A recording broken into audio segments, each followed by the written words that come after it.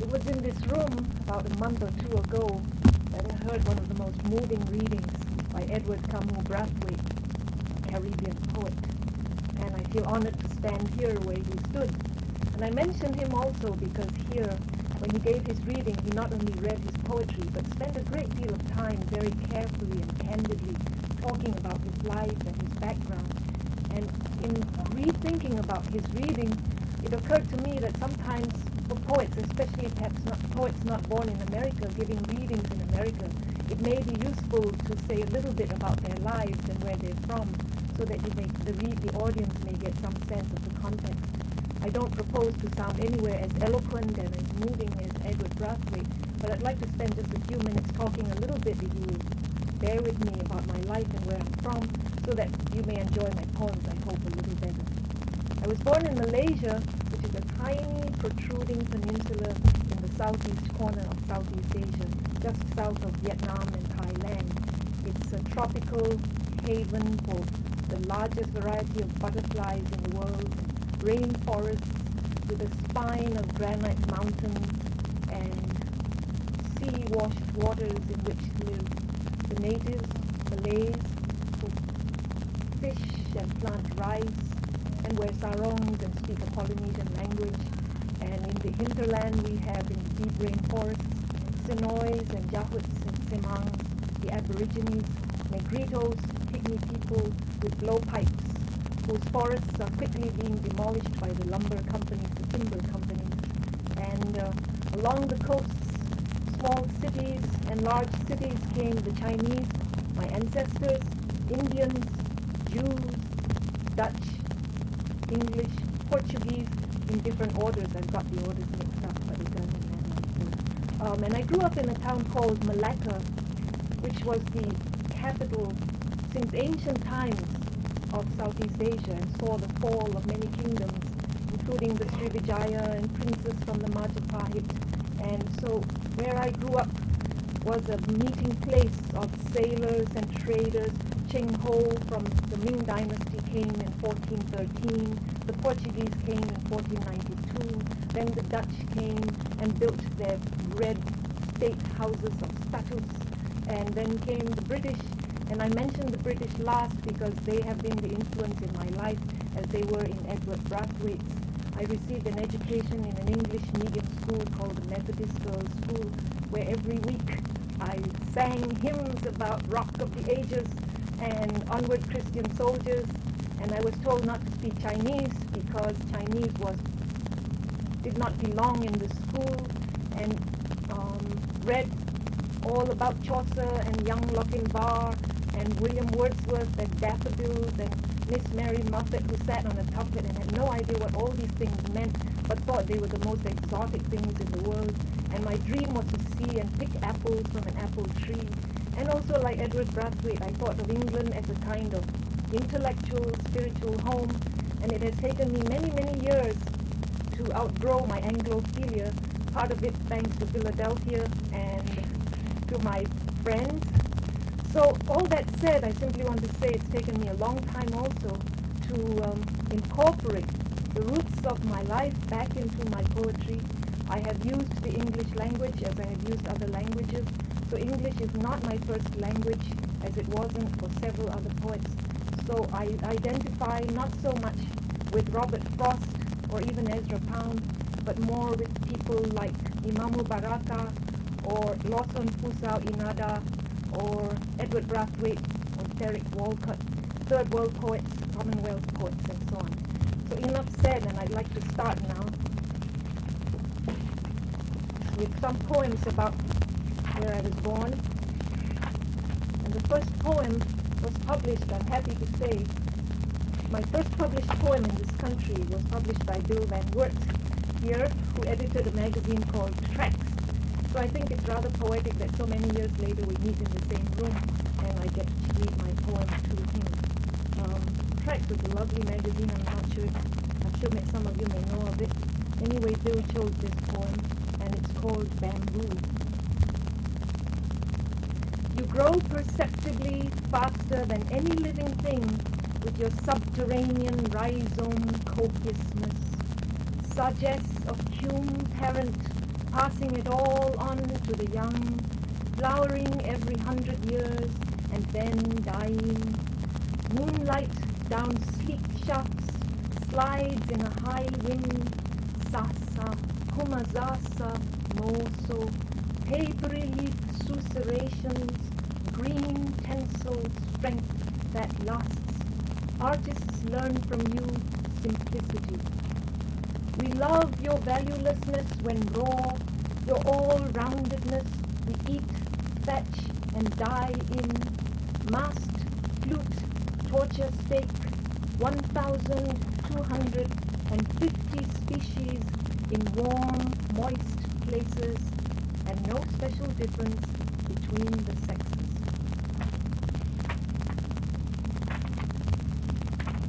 Here's another poem about my childhood friend. I'm going to be a bit nostalgic for the first part of my reading and tell you a little bit about my childhood and impressions of my native land. Malacca poem.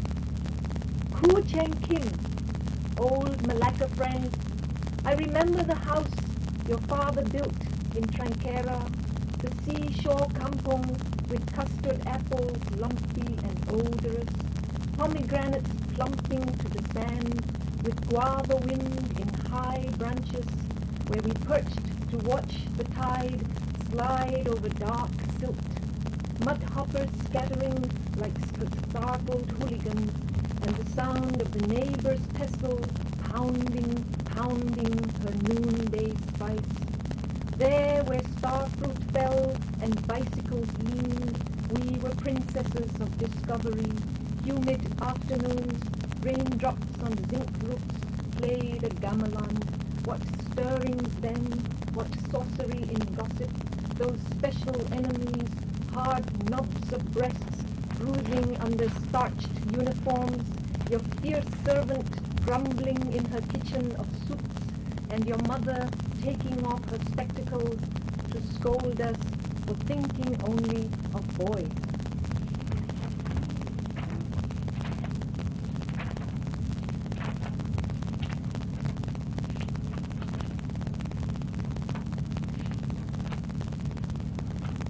Well,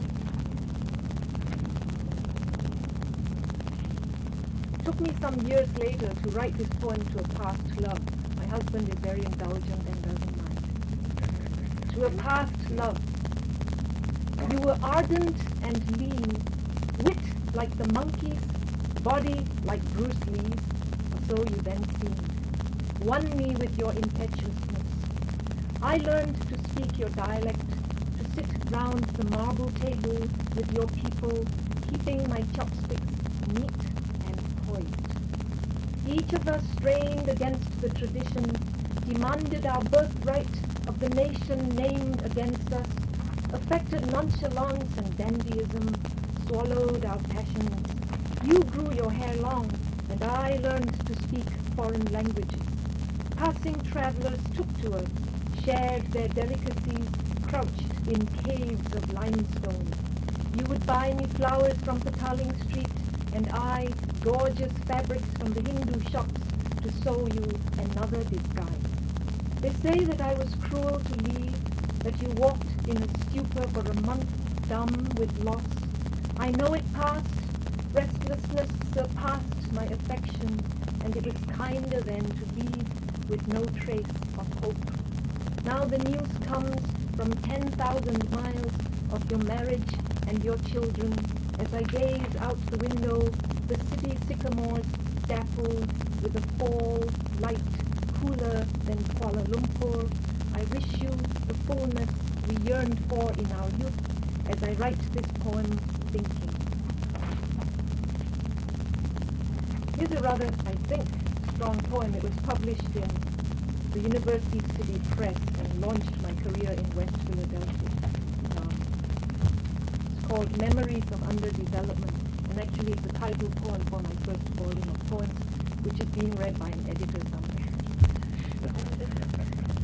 They talk of the terrible days, running from the Japanese, hiding in wet jungles, eating tapioca leaves and crawling things. On the city walls, down by St. Paul's Hill, decomposing chopped heads, genitals stuffed in their mouths. When I was born, my father called me peace, believing in treaties and the good conduct of mankind. But I've seen houses burn, smoke curl on hillsides in the pre-tornado quiet of curfew at dusk, pummeled by policemen, slashed with machetes, Situasi Tegang, Jamila Bupichan, My Lai Massacre, Hiroshima Mon Amour. You ask me to sing love songs, but I'm still searching for a place to sort out some old memories. Well, I spent the last 2 hours before coming here typing out a poem which I wanted very much to read here, and it's called Singing in a Second Tongue. I mentioned all that background about Britain and so on because one of the greatest difficulties for a third world or a Commonwealth or a minority poet is coming to grips with a language that is not your own. What do you do with this language that comes from white folks and people who don't eat with chopsticks and don't know a thing about how to cook mungku gaiban? So anyway, this is a fairly long poem, and so I'm going to read it and tell you where it stops. But I feel then I would like to just mention the numbers. Singing in a Second Tongue. 1. This is the tongue of the ones who barged into our shores with guns and righteousness, who charged us to break ancestral shrines and gave us the cross to bear. This tongue taught us new crimes, gave us new masks to wear. Our bodies grew soft on opium, pleasures new and lethal relieved us from the tedium of being a slant-eyed yellow heron. This language of bureaucrats bartering baubles for archipelagos, mixing the jargon of legal spats with shades of a Blakeian rose. A commodious, hold-all language possessing a comprehensive, flexible, resolving power, a readiness to render fresh, profound statement, but language must serve, not overwhelm. That was number 2. 3. The drum sounded again, and the flute blew. The Egwu house was now a pandemonium of quavering voices. Aru, Oyim, de, filled the air as the spirits of the ancestors just emerged from the earth greeted themselves in their esoteric language. Aru, Oyim, de, flew around the dark, closed hut like tongues of fire. The ancestral spirits of the clan were abroad. The metal gong beat continuously now, and the flute, shrill and powerful, floated on the chaos. I might add that some of these are excerpts from other writers, for whom English is a second tongue. 4. Thanks to Frederick Douglass for wittily tricking little boys to teach him how to read and write. Martin Luther King Jr. for the bite of lucid language in a Birmingham jail. Wu Shi, walking along Lake Cayuga's trail, planning the revolution of his nation's literary heritage. James Joyce for engendering that most ferruginous opus in a chaffering age. Achebe, who made Yeats's line mere allusion for the grandeur of evil design. Gwendolyn Brooks, Imamu Baraka, and Langston Hughes, who gave passion and power to their weary blues. 5. Singing of snake charms, saw bottoms, and the staccato drilling of the students in the early morning light. The window half open, letting in pollen and dirty sky, letting in all the hyenas we once let loose, singing of Cynthia's Thermidorian nights, of mayhem in the sister-in-law's apartment, of granting asylum to tennis stars and none to our own people, singing in a second tongue, memorizing the conjugations of imperialism, singing practically all night and soaring over the jungles of Pahang, bearing along one's vision of the dreaded, soaring to the rhythm of pounding rice, singing to the sacrifice to our throats, to stave off the demon hunger that Indians and Ethiopians know, with the worrisome twanging of Balinese zithers and the conjugal carpings of Puerto Ricans, singing by stove light, waiting for the black bread to rise, waiting for the glutinous rice to swell in the steam of black mushrooms, engorging as the cook blows her nose on the dizzying heights of her rheumatic rendering, singing of lovers left behind in Pangkalan Rama and the cemeteries behind the frangipani shades, of the blood-sucking creatures nailed down at last by the Pawang, singing in spite of lives lost in battles fought on the spiky hills, cradled by unfortunate peasants whose crops wither in the ruptured dikes of damnation, singing in a tremolo as the cavalry comes, swooping out of the blue, and the smoke is smothered in wigwam wretchedness of my long-lost cousins, singing of mothers whose wounds were left open for flies to breed their crawling maggots in the tiredness of the tame. Then when we had come near, then when we had come near to where the bison were, the hunters circled around them, and the cry went up as in a battle, Hakka hey, which meant to charge. Then there was a great dust, and everybody shouted, and all the hunters went in to kill, every man for himself. They were all nearly naked, with their quivers full of arrows hanging on their left side, and they would ride right up to a bison and shoot him behind the left shoulder. Some of the arrows would go in up to the feathers, and sometimes those that struck no bones went right straight through. Everybody was very happy. 7. Akwaba, they smiled, meaning welcome. Akwaba, they called. Aiku, well, have you walked? Have you journeyed? Welcome. You who have come back a stranger after 300 years, welcome. 8. Midsummer's broad abandon will subside like hills rolling in heat waves. What will not is the fear of darkness entering England's veins, the noble monuments kissed on by rain, the imperial blood corrupted, the dark tide. 9. To me it occurs that Cézanne is not a Sung sailor. 10. This is Ishmael Reed. A crocodile don't hunt him's victims, they hunt him. All he do is open he jaws. 11.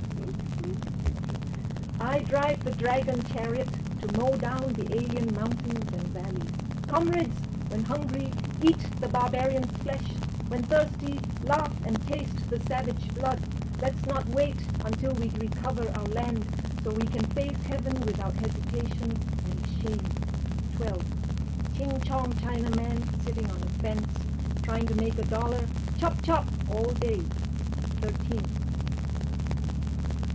Oh, white power hidden behind every word I speak.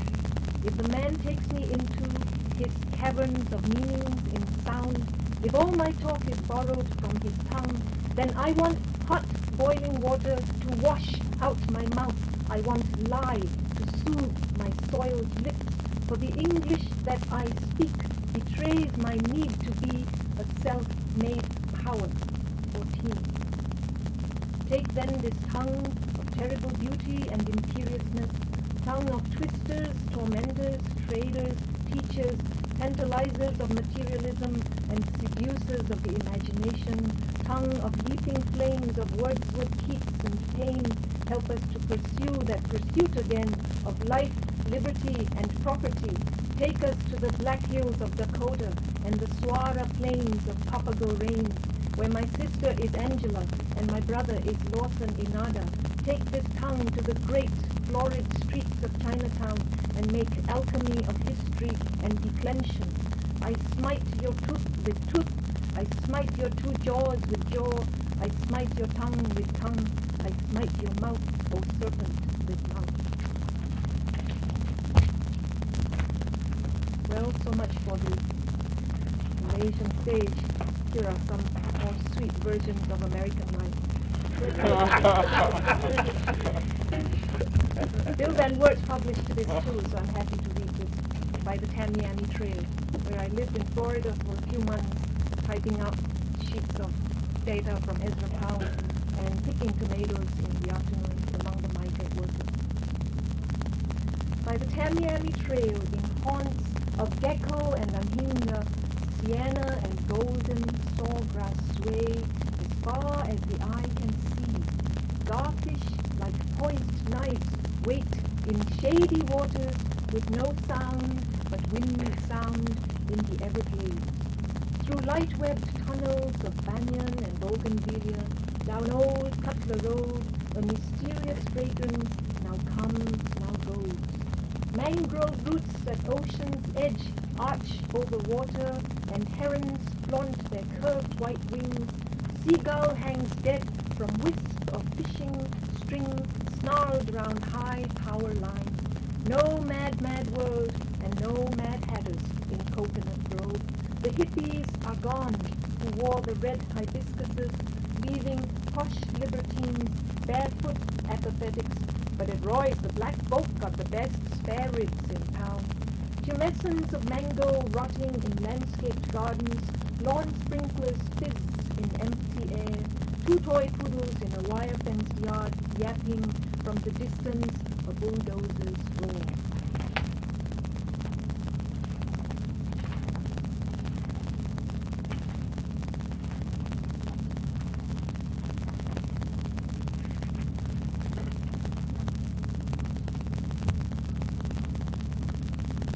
I think I should do justice to Toledo, Ohio by reading one poem from it.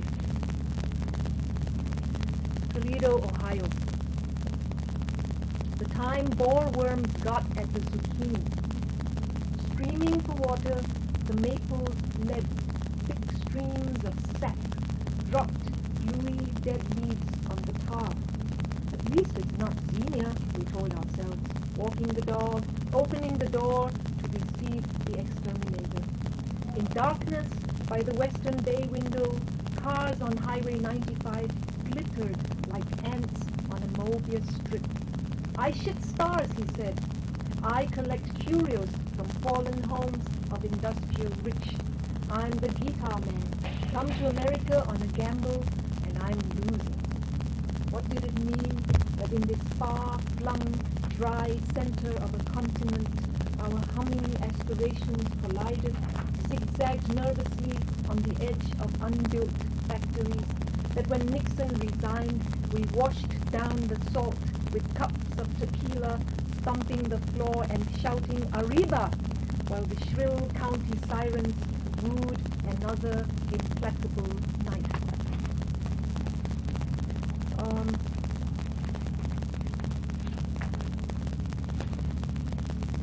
A song to Billie Holiday, whom I think is the greatest singer ever.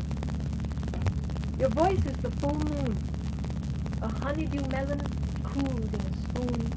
Oh, Billie, Billie, opalescent lady, glorious to hear, glorious to see. It's you, Billie, only you, Billie, drive me to tears, Billie, with your dark agony, sweet agony, blissful, sinful purity. Moanin' low, Billie, 'cause of Jim Crow, Billie, lonely child, so bad, so wild. Drive it home, Billie, make it moan, Billie. Your voice is a reed, a powerful seed, in a windy room, in a ghetto doom. Oh, Billie, Billie, hedonistic flower, thrill of the hour, suffering lady, painful to hear, painful to see. Teach me, Billie, set my voice free, let it fly, Billie, like a dove above the roofs of Westerly, Billie. Your voice is a stone, dry as a bone. Oh, Billie, Billie, opalescent lady, queen of the night, bird in flight, glorious to hear, glorious to see. Actually, Duncan, my husband, has turned this into a song. Someday when I have a guitar, I might sing it for you. Well, on to Indonesia, where I lived for a year and a half, and I'd just like to end with some translations and then one of my poems. I spent some time translating the poetry of one of Indonesia's most dramatic and outrageous and ostentatious and talented poet. His name is Sutarji Kausumbakri. and he won the prize, the ASEAN Prize for Literature, which is the Association of Southeast Asian Nations. His poems are based on Indonesian mantra. I don't know if you know mantra. It's like an oral chant. And I translated all 3 volumes of his poems. One volume is called O, one is called Amok, and one is called X. Amok, you may be interested to know, is a Malay or Indonesian word that means man going wild. But in the dictionary it says Malay man going wild, I suppose. But anyway,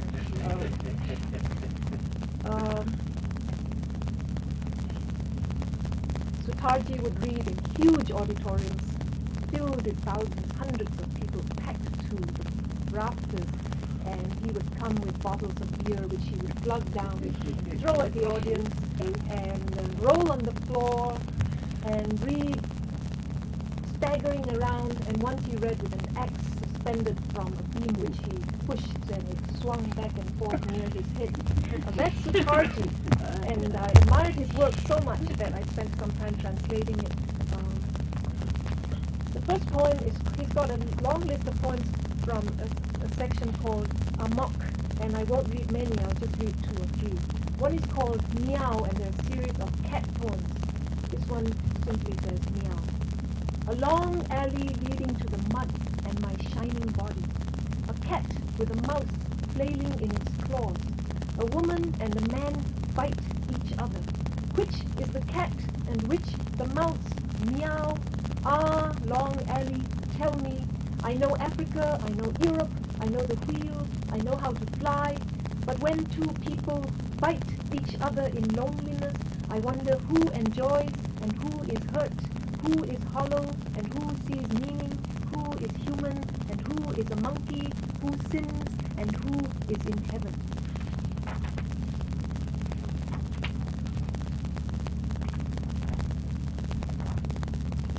Pulse. Will you live your life? You wait, you will want. Who stabbed the curse of time? My curse time, my curse time, my curse time. Can you make the quiet stone fly?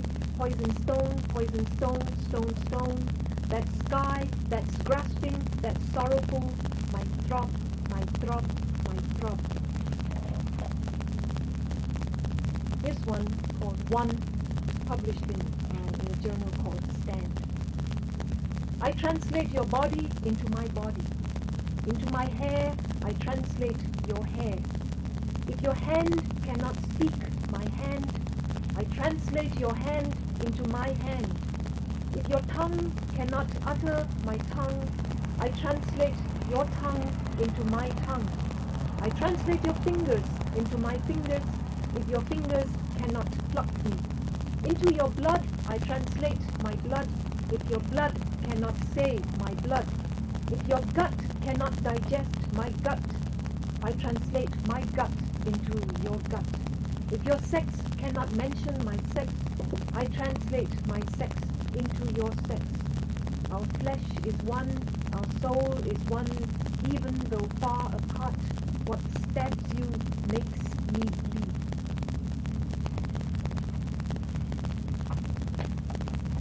Would you like to hear that in Indonesian? Yeah.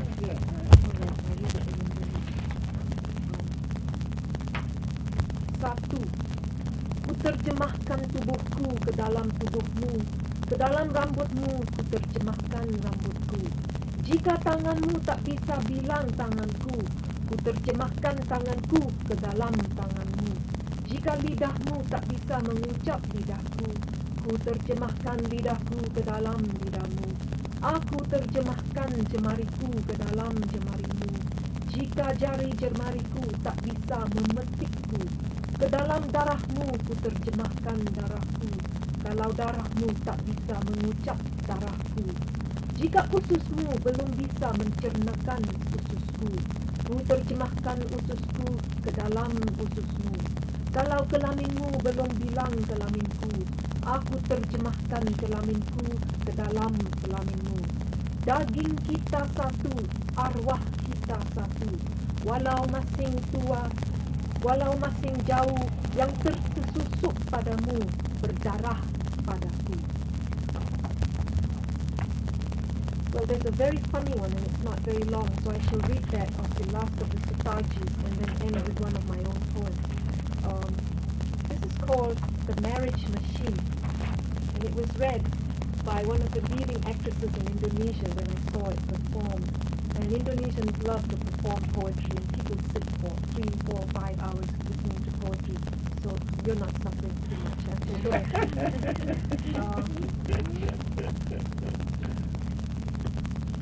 The Marriage Machine. Birds make nests. Flowers become fruit in the garden. 2 sexologists make a marriage machine from boxes of flesh on the bed. Bolt down, nut up, springs anxious to throb. The spark plug is naked. Tick tock, tick tock, tick tock, tick tock. The bolt spreads its legs apart. The nut is down. The sexologists enter each other. The springs begin to pulse, and the spark plug screams. 7, 6, 5, 4, 3, 2, 1, 0, go! The motor roars, wheels set flesh, rolling on flesh, on the bed, on flesh. The sexologists smile, sail, boat, sail, tick-tock, tick-tock, tick-tock. The lizard and I blush. The sexologists smile. Would you like to try our marriage machine? Tick-tock, tick-tock, tick-tock, tick-tock. No, no, no, no, no, no, no, no, no. Mouth on flesh, flesh on flesh, nut and bolt and braid, heart and lust. Tick-tock, tick-tock, tick-tock, tick-tock. The sexologist smiles. Sail, boat, sail. Do you want to try our marriage machine? Tick-tock, tick-tock, tick-tock. I don't want to be put in the box. Don't want to be screwed. I want flesh in the field. Birds flying. Fruit growing wild in the sun. Tick-tock, tick-tock, tick-tock, tick-tock, tick. But sexologist smile. Do you want to use the marriage machine? Stainless steel, shock-proof, guaranteed safety, self-propelled, free from fatigue. Tick-tock, tick-tock, tick-tock, tick-tock, tick-tock, tick-tock, tick-tock, tick-tock. No, no, no, no, no, no, no. No, no, no, no, no, no, no, no, no.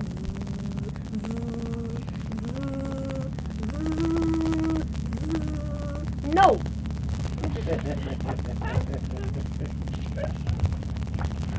Well, I think I have time for one last poem, and it's not that long, it's a few pages. It's called Litany for a Working Woman.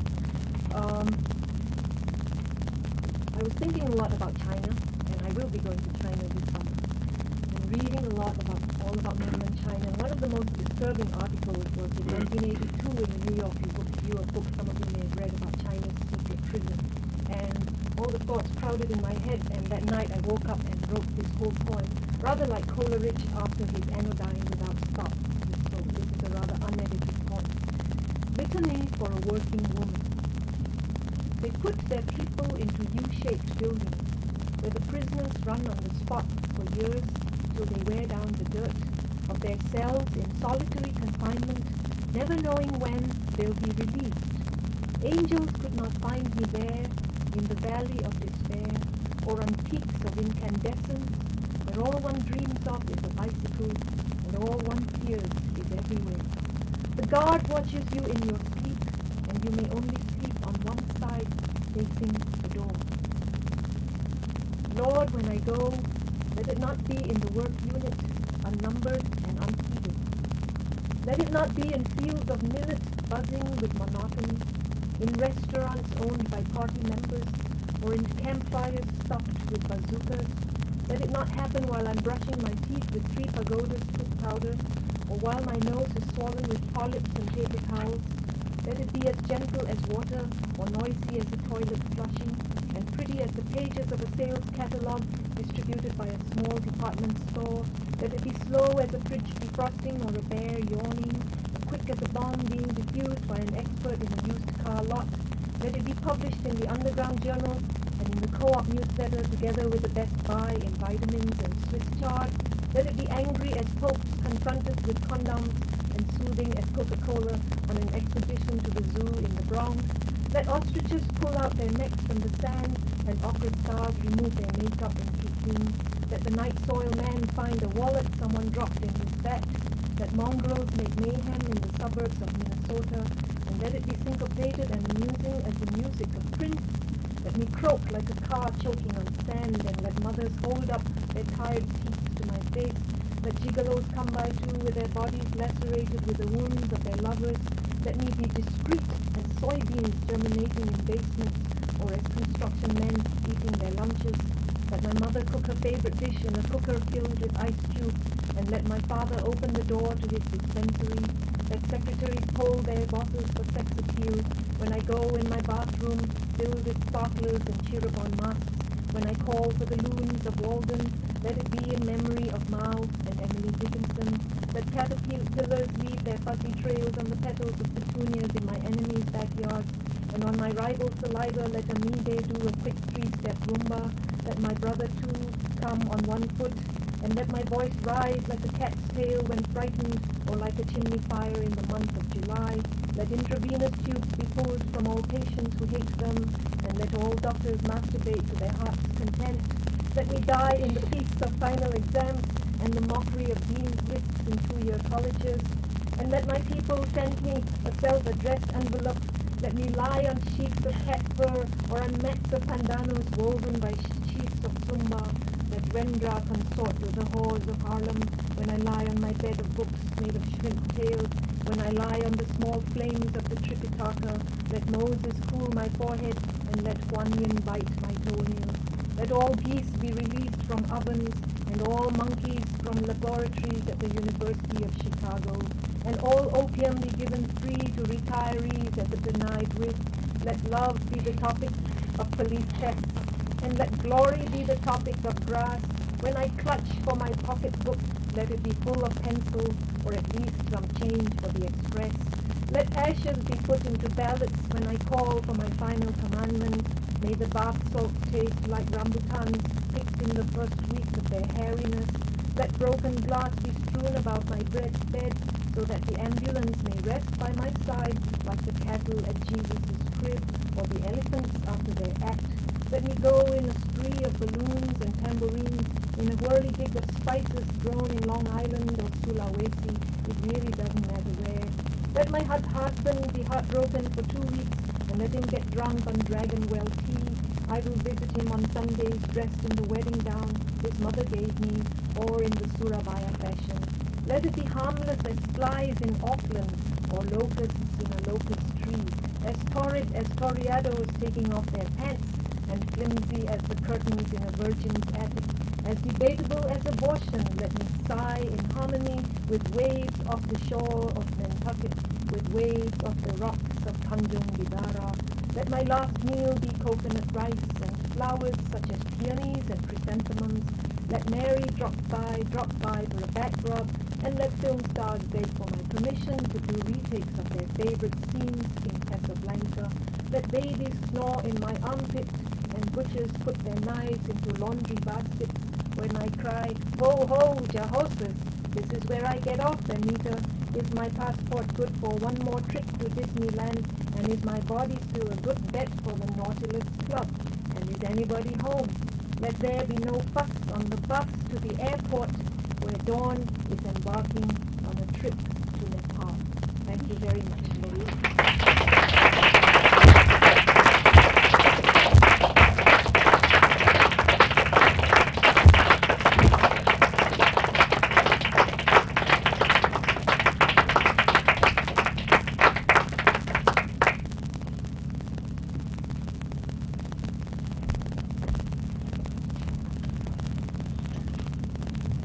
Thank you, Chin Woon-Ping, for a delightful reading.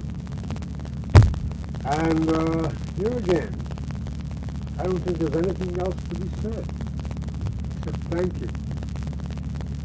Thank you both Bill Van Wert, Chin Woon-Ping, and the rest of you for coming. And please remember, since we are on a third world kick, next week, among the many things that Barbara Holland is known for, she has been anthologized in Winning Hearts and Minds, a collection of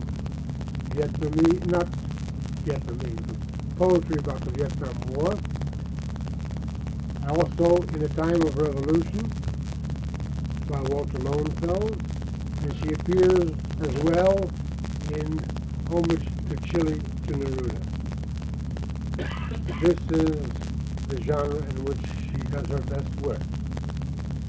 So, next week, Barbara Holland and Anne Michael.